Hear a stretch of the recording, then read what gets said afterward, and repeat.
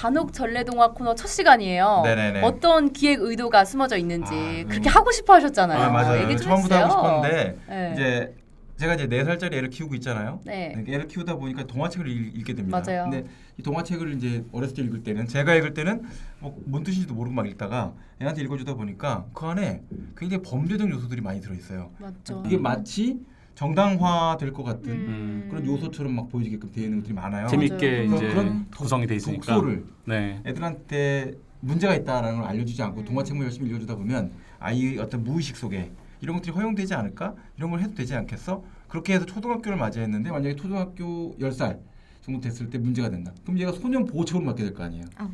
그런 것들을 원하지 않는 이런 가족들 또는 아버지, 엄마를 위해서 우리가 동화에 나오는 어떤 코드를 동화는 재밌게 즐기되 그 동화에 나오는 독서를? 맥락들이 사회적 맥락을 연결했을 때의 문제점은 알고서 봐야 되지 않을까. 그래서 이토록 그 아이들을 사랑하시는 이승우 변호사와 함께하고 있고요. 네네. 그래서 이제 저희가 이제 많은 사람들이 쉽게 이제 알고 있는 동화들을 이제 법적인 시각으로 그렇죠. 이제 한번 풀어보는 코너죠. 네네. 그래서 오늘 첫 번째 순서로는 해와 달이 된 오누이, 네. 다들 해님 아시죠? 달님 네. 준비해봤습니다. 제가 또 동화구연 봉사활동을 좀 했었어요. 하실까요? 네. 좋아요. 옛날 깊은 산속 초가집에 홀어머니와 오누이 가족이 살고 있었어요. 어느 날 밤 떡을 이고 산길을 가는 어머니를 호랑이가 잡아먹었어요. 잘하네. 이 기억이 나요. 이제 호랑이가 그때 어머니한테 그런 대사를 하잖아요. 떡 하나 주면 떡을 안 주면 임마 내가 그땐 깡패가 되는 거야. 그랬나? 그게 이제 요즘으로는 이제 그런 멘트죠. 깜짝 놀랐어요. 저 멘트는 우리가 다 기억하잖아요. 떡 그렇죠. 하나 주면 안 잡아먹지 그렇죠. 이렇게 하잖아요. 근데 사실 저 코드를 호랑이라고 생각하니까 그럴 수도 있다라고 생각하고 받아들이고 되게 끔찍하게 생각이 안 들어요. 근데 호랑이가 아니라 건장한 남자라고 생각하면 아주머니가 밤에 해가 져서 산을 넘어가고 있는데 쫓아오면서 떡 하나 주면 안 잡아먹지. 호로잖아, 호로. 네. 결과적으로 가서는 사람이 살해되는 거죠. 그렇죠. 살해된- 강간살인인 거예요. 강간인지까지는 정확하게 알 수는 없어요. 근데 이제 음담 패설을 할 때 나오는 그런 표현들에 빌려본다면 이 표현 떡 하나 주면 안 잡아먹지 이런 표현이 그냥 그렇게 떡만을 요구하는 거에 개념으로 볼지 아니면 더 복잡한 형태의 내용들을 요구하고 있는 건지 그래서 왜 웃어요?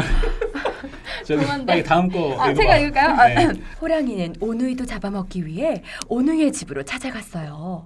오누이가 집 문을 열어주도록 하기 위해 호랑이는 어머니 흉내를 냈지만 그래도 열어주지 않자 문을 박차고 들어왔어요. 그러니까 이게 앞서서 했던 이제 주거침입 편이 이제 그러네요. 진짜 떠오르는데 박차고 호랑이가 들어왔네. 이제 목소리도 엄마인 척해서 속이고 다행히 아이들이 이제 속지는 않았잖아요. 네. 네.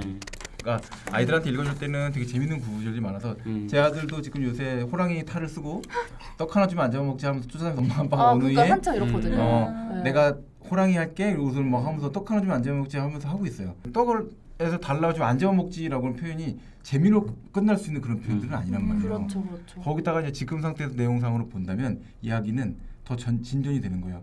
엄마를 그렇게 살해하고 나서 그 엄마의 집에 있는 애들의 위치까지 파악을 한 다음에 집으로 찾아가갖고 증거를 인멸하려고 간 거죠.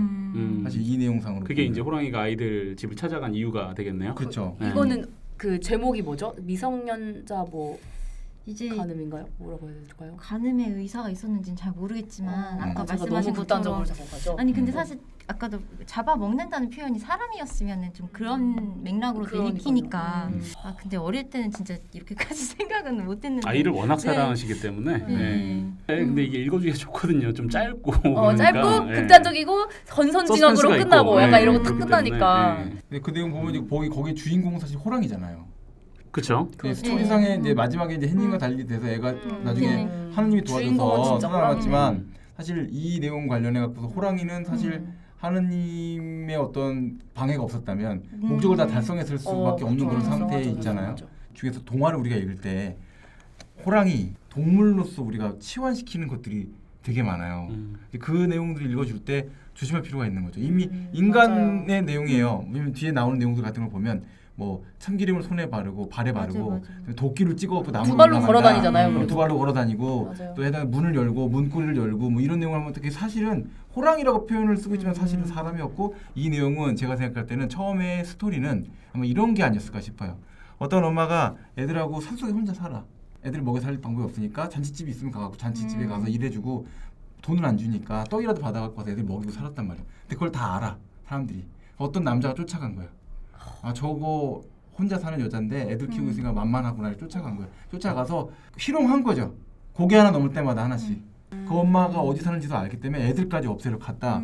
이런 스토리의 내용들이 이제 동화로 구전되면서 내려오고 이제 그런 내용들이 각색이 되고 그래서 애들한테 들려줄 수가 없으니까 서사 자체가 되게 위험성이 있다 뭐 이렇게 네, 보시는 거예요. 그렇죠. 네, 일단 마지막까지 좀 읽어보겠습니다. 오누이는 호랑이인 것을 알아차리고 도망가 나무 위로 올라갔습니다. 나무 위에 올라간 오누이는 하늘에 동아줄을 내려 자신을 살려달라고 빌었죠. 오누이는 동아줄을 타고 하늘로 올라가 동생은 해가, 오빠는 달이 되었습니다. 그러니까 아이들이 나름의 이제 기지를 네, 다리에서 발휘했어요. 이제 동아줄을 타고 이렇게 올라가는데 네네. 그럼 결과적으로 이제 이 호랑이께서는 네. 이 범죄를 행하진 않았으니까 네, 그러니까 네. 미수다 뭐 이렇게 볼 수 있는 건가요? 미수이죠. 일단은 아이들에 대한 것은 네, 아이들에 대한 건 미수인데 엄마.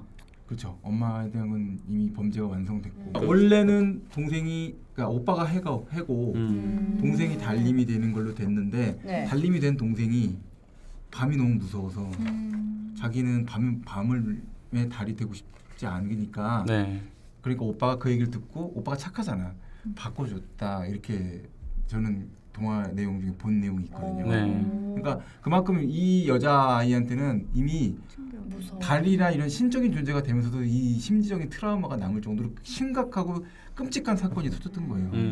이제 그거를 사람들 입장에서 이제 우리가 감정적으로 뭔가 보복을 해주고 싶은 마음이 있고 그런 범죄를 일으킨 사람에 대해서 피해를 입은 사람 애들이 불쌍하고 또 그 피해를 입은 아주머니가 불쌍하니까 이렇게 해서라도 복수를 해주고 싶은 마음으로 이제 구전이 됐을 거라 생각이 든단 말이에요. 그렇죠. 이게 지금 장난이 아니에요. 호랑이가 사람이면은 지금 받게 되는 형량이 어마어마하잖아요. 맞아요, 형량 맞아요. 안내 좀 해주시죠. 형량이면 일단 강도살인이게 되면은 7년 이상 무기징역으로 처벌받을 수 있고 사형까지 받을 수 있거든요. 그러면 이건 공소시효가 없는 범죄예요. 네, 물론 이제 호랑이 시대의 그 범죄가 호랑이 처벌될 수 시대. 있냐는 별개의 문제긴 하지만 네. 그리고 집에까지 찾아가서 살인을 하려고 했다. 그러면 특수강도가 되는 거거든요. 특수강도로서 처벌받아야 돼요. 특수강도도 7년 이상이에요. 7년 이상. 네, 7년 이상 무기 이제 처벌받게 되는데 결국 이렇게 되니까 최소한 무기징역을 선고받을 수 있는 사안이고 사형 선고도 받을 수 있는 사안이 되는 거죠. 듣고 보니까 이제 뭐 표현도 그렇고, 그러니까 서사도 그렇고 되게 좀 위험한데 물론 마지막에는 좀 해피엔딩 비슷하게 끝나지만 네. 이제 결국 사람들한테 남는 거는 떡 하나 주면 안 잡아먹지 이거 하나가 남기 그게 때문에 진짜 맞아요. 그냥 이렇게 쉽게 할 수 있는 말처럼 이제 되는 게 조금 이제 애들이 위험한 부분이 그거를 있다. 생각을 했을 때 그런 장난을 치게 네. 될 수도 있다는 거예요. 그렇죠. 어린아이들이 뭐 할 때는 그렇게 보고 넘어갈 수도 있겠지만 나이가 좀 더 들어서 7세, 8세, 9세, 10세 이렇게 됐을 때는 이제는 사회가 그걸 눈 감아주고 용납해 줄 수 있는 사회는 아니라고요. 네, 책 읽을 때 한 번 더 생각하고 읽는 그런 엄마 되겠습니다. 저는 변호사님의 이제 다음 동화를 기대하겠습니다. 저도 다음 동화 뭐 할까요? 특집. 저는 개인적으로 지금 생각해보면 헨젤과 그레텔. 네. 네. 자, 다음 동화는 헨젤과 네. 그레텔로 준비해 보도록 제목은 하겠습니다. 알지만 아무도 이제 거의 기억하지 못하는 동화죠. 네. 예, 여기에 대해서 비스킷 제목 비스킷. 네. 뭐 이런 네, 거. 근데 요즘 잘 안 읽긴 하네요. 과자로 만든 집 뭐 이 네. 정도 네, 기억나네요. 맞아요. 네, 다음에 잔혹 전래 동화 기대해 주세요. 안녕. 안녕. 안녕. 감사합니다.